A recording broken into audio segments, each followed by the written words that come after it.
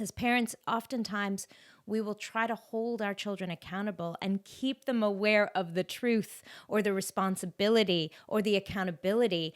And we don't see what's happening to the relationship between ourselves and our children when we discredit them to that extent. Hello, and welcome to the Business of Happiness podcast.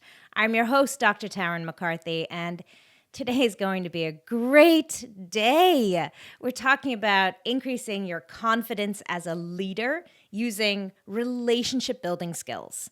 And I have to just start with this story from the dental chair again, because it's such an incredible example of how we affect the relationships in our lives without even knowing it. And by giving you the tools that I'm going to give you today, you're going to recognize your responses to people and how they either positively or negatively impact the relationship. And then as we dive into understanding those responses, the 4 types of responses to somebody when they tell you something, we're going to look at how we can use those same skills to strengthen the relationship with ourselves. Because here's the fascinating thing.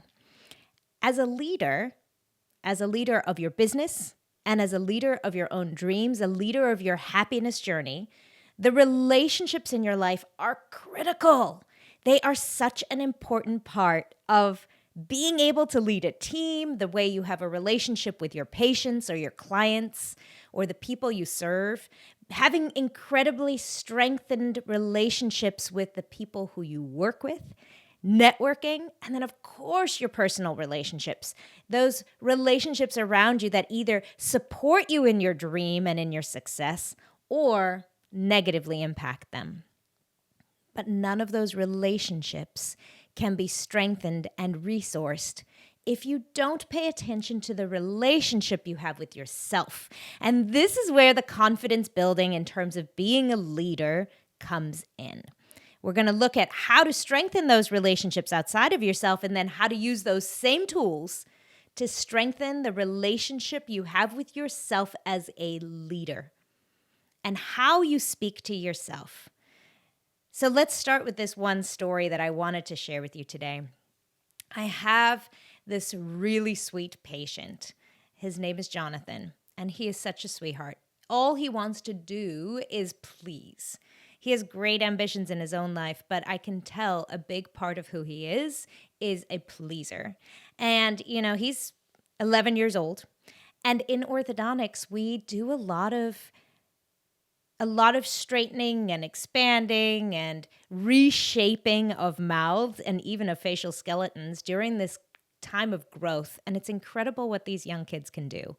It's incredible what we ask them to do. And really, they come through. I have always said this in my profession, is that when you raise expectations, then the people who you ask that of really rise up to the occasion. And it's the most incredible thing to watch with children. Over and over again, I see parents discrediting their children, and their children are capable of so much more. In fact, if you work with kids, you know that sometimes children can do more than adults can. It's so true in the orthodontic profession. You should see the things we ask kids to wear in their mouths. It's amazing. And every time I see a child who really just wants to prove themselves come through in the orthodontic chair, it is so rewarding. Jonathan is exactly one of these kids who really just wants to show how dedicated he can be. And so we've been asking him to wear this appliance in his mouth 24 hours a day. Now, this is something that Jonathan can take in and out. He does not have to wear it all the time. In fact, he has to take it out when he's eating and when he's brushing his teeth. And then here's the tricky part. He has to remember to put it back in again. And then we're relying on 11-year-old Jonathan to remember to wear this appliance in his mouth all the time. It's really critical for his mouth. It's really the one way we can address his occlusal needs right now at this point, at this stage of his development and in his mouth. And we've had this big discussion with him and explained to him how important it is. And every single appointment Mom comes in with Jonathan, comes into the office, and every time Jonathan says, I've been doing a really good job. I've been wearing this appliance more and more. And the response Mom gives is, really, Jonathan? Do you really think you've been wearing it a lot? Because I've seen that you haven't. Or Jonathan will say, yes, I've really been working harder at wearing this appliance more and more hours in the day. And I actually figured out a new way in order to, before I play video games, I tell myself I have to be wearing the appliance to play video games. And Mom's immediate response on this day when he told me this great tactic, this great strategy he had for wearing his appliance more often, Mom's immediate response was, oh, Jonathan, that's not really true. I caught you last night playing video games and you didn't have it in your mouth. Now, what I see as the orthodontist is that Jonathan is wearing this plenty. What we need to see and what we need to achieve in Jonathan's mouth is happening beautifully. But the relationship destruction that I'm watching in front of me between Jonathan and his mom, and also the loss of confidence of Jonathan in his own assessment of his own actions, is so, so sad to watch. What I'm seeing as an orthodontist on the other side of the chair is that Mom is just destroying this relationship between her and her son. And it's so hard for me to watch because I think we do this often as parents without even recognizing. As parents, oftentimes we will try to hold our children accountable and keep them aware of the truth or the responsibility or the accountability, and we don't see what's happening to the relationship between ourselves and our children when we discredit them to that extent. And what we're looking at here is a response technique called active-destructive responding. And that's really what Mom's doing in this situation.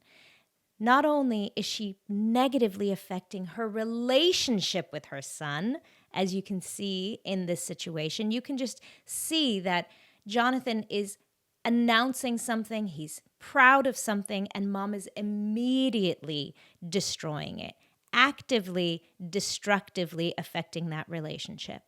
Not only that, but you can see that now Jonathan starts questioning his own assessment ability. He thought he was doing a great job. And now he's being told, nope, your own assessment is not trustworthy, Jonathan. Your own assessment is wrong. So slowly his own confidence begins to become eroded. This relationship with himself, because internalizing that language, that active destructive response to his initial feelings, to his initial statement, is now going to negatively impact the relationship he has with himself.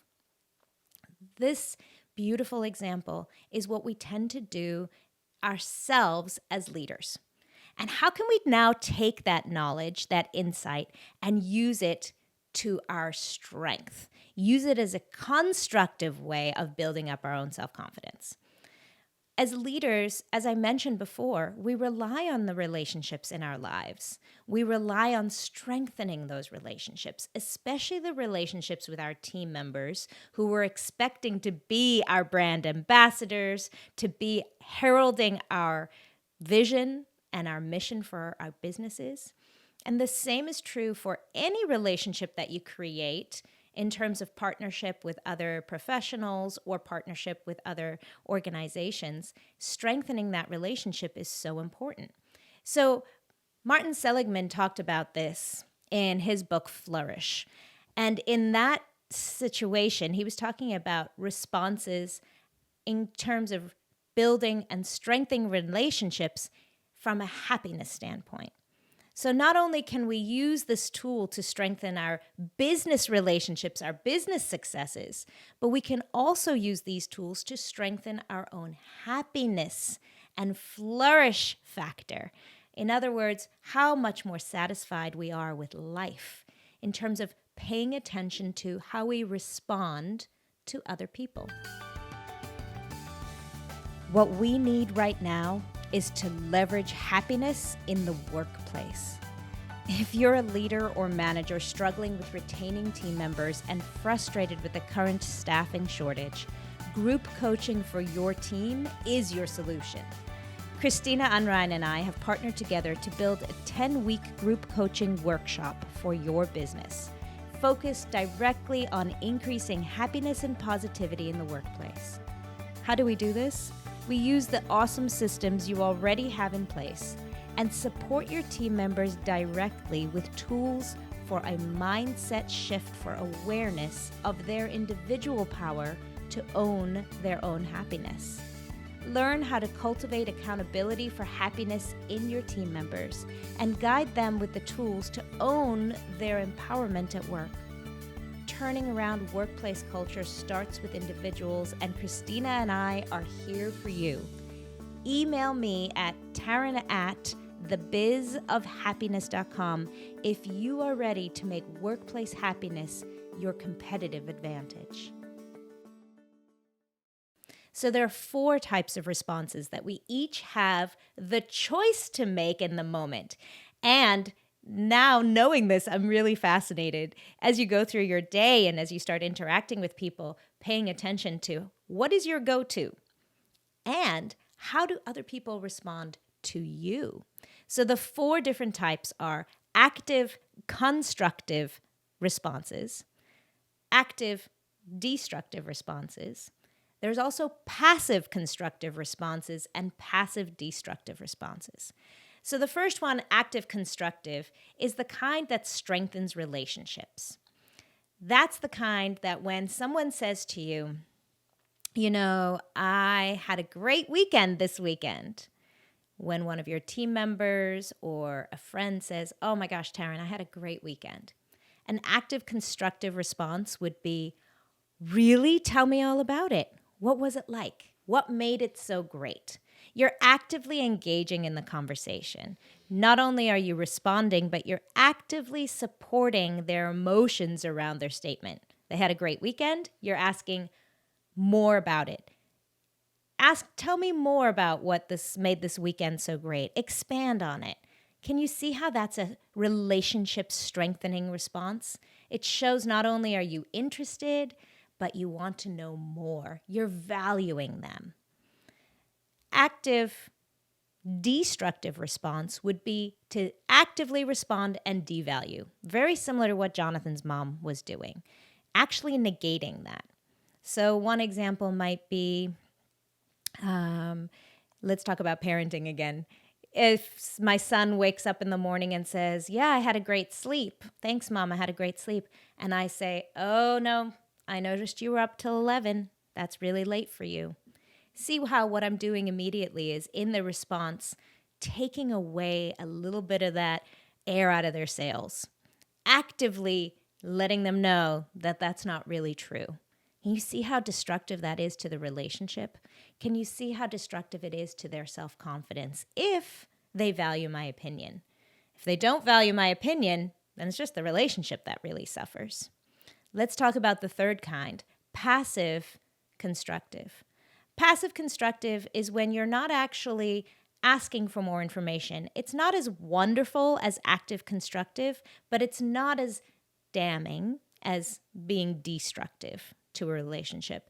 So when someone just says, I had a great weekend this weekend, you say, oh, that's great. But not asking them to expound on it, not asking them to engage in further conversation. You're just acknowledging it. You're not negating it, but you are not also asking them to strengthen this bond that you have with them. The same thing is true for a passive-destructive. Passive-destructive could be as simple as just not responding at all. How many times has that happened to you when you're really excited to share some information and the recipient just blows you off? Or sometimes passive-destructive responses are more powerful in terms of body language. When someone responds but doesn't look you in the eye. Something like saying hello in the morning, just saying hi to someone. Someone walks by and puts up a hand to wave is a very passive, destructive response. You're not worthy of me paying attention to you. So our body language can be a very important part in terms of how we build or break relationships. So let's look at this now in terms of how you can build your own confidence as a leader using these tools of responses: active, constructive, active, destructive, passive, constructive, and passive, destructive responses to yourself. Take Jonathan for a moment. How can Jonathan now learn to have responses to his own emotions and his own feelings? When he says to himself, I did a really good job wearing this appliance, his response in his own head could be, no, you didn't. You actually haven't been doing such a great job. In fact, it could even be a response to something I say. When I said to Jonathan, Jonathan, actually, your teeth look great. I think you're really wearing this plenty. I think what you're doing is really working very well. It doesn't matter how much I say to him. It really matters the response that he's going to give himself, the response that he's going to internalize. And isn't that true for us as business leaders and leaders of our teams? It really only matters how we perceive it and the relationship we have with ourselves. Let's go back to that example of the friend or the team member who said, I had a great weekend. She's telling herself she had a great weekend. It doesn't matter how I respond in terms of how she feels about her weekend. The only thing that matters is our relationship in terms of my response. But what matters to her, what increases her happiness, is ownership of her feelings and then the response she internalizes to her own feelings. I have this really incredible client. She is doing so well. She's an amazing orthodontist. She's leading an amazing team. And the one struggle that she's had repeatedly is feeling confident in her leadership. She second guesses herself all the time. The evidence is all around her of how wonderful she is as a leader. This team has done incredibly well. They've grown almost 200% in the past 3 years. They're working together and team building is so great. She has great suggestions for them. They all seem to really love her and respond well to her. But the conversation she has in her head, the relationship she has with herself is constantly second guessing. Those responses she has are constantly destructive, not only passively, but actively destructive to the feelings she has. So an example in her case is they've never celebrated this growth. That's a passive destructive relationship she has with herself or that she's responding to with herself. The situation is celebration. The situation is having an opportunity to celebrate. There's evidence all around her, but by not celebrating, she's passively destructive in terms of her own relationship and confidence as a leader. Can you see how a response of, wow, you're doing a fabulous job as leading this team and leading this business and owning your CEO status here, and then celebrating, what an active, constructive response that would be. And paying closer attention to how you speak to yourself as a leader can be enormously rewarding in terms of building your own confidence. Can you see how just incorporating this on a daily basis, paying attention to how you respond to yourself and really valuing building and constructively growing this relationship you have with yourself as a leader can be so powerful? Imagine if every day when you had a feeling or a thought about your leadership, you supported it as a best friend, as someone who's really valuing and proud of you, somebody who's actively constructive in the responses you give. Imagine how much more confident you would be as a leader. Not just more confident as a leader, but more effective as a leader. Because in order to have those strong relationship building skills with others, we need to first increase the relationship building with ourselves. I believe in you, my friends. I know that you're capable of being an incredible leader. I know that these tools can help you. And also, I believe in the power of these tools because I have seen them work over and over again in the dental chair and in the business world. Have a fabulous day. Pay attention to how you speak to yourselves. And if this is of any significance or interest to you, join us over on my private Facebook group, The Business of Happiness Hive. We are in the middle of a 21-day positive self-talk challenge. And this is why we're doing it, because how we speak to ourselves is so important. It affects our relationship with ourselves, it affects our happiness, and it affects the quality of life that we live.